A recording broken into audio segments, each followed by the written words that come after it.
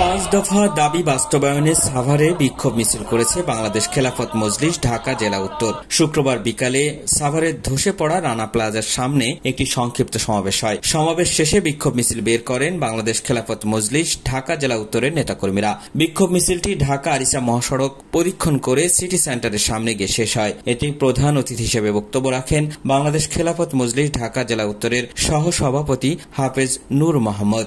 জুলাই সনদের বাস্তবায়ন না হবে ততক্ষণ পর্যন্ত যারা শহীদ হয়েছে তাদের আশা আকাঙ্ক্ষা পূরণ হবে না। সুতরাং যে 5টি দাবি নিয়ে সারা বাংলাদেশের প্রত্যেকটি জেলায় জেলায় আজকে যে বিক্ষোভ মিছিল হচ্ছে, এই 5টি দাবি যতক্ষণ পর্যন্ত পূরণ না হবে ততক্ষণ পর্যন্ত আমরা আমাদের সংগ্রাম চালিয়ে যাব। কারণ প্রথমটি হলো আমাদের জুলাই সনদের অবিলম্বে বাস্তবায়ন এবং আওয়ামী লীগ দোসর ও আধিপত্যবাদী ভারতীয় এজেন্ট ও জাতীয় পার্টি ও 14 দলের নিষিদ্ধকরণ। কেন যাচ্ছে আমরা নিষিদ্ধ?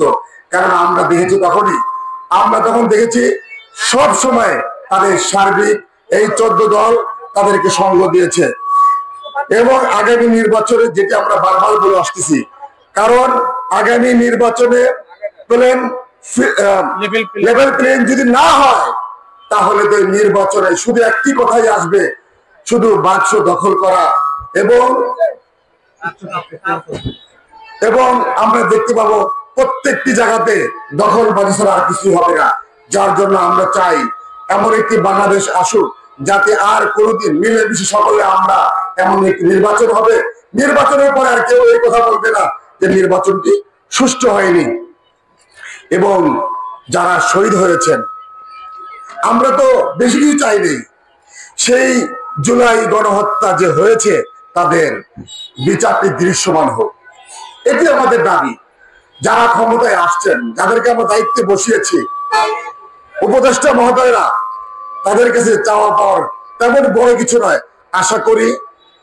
আশা করি যদি এই 5টি আরেকজন উচ্চ কক্ষের পেয়ার পদ্ধতি বাস্তবায়ন, এই 5টি দাবি ওনারা যদি দ্রুত যদি ওনারা এই বাস্তবায়ন করেন তাহলে আগামী নির্বাচন সময় মতো হবে। তাহলে সময় মতো নির্বাচন হওয়ার কোনো সুযোগ নাই।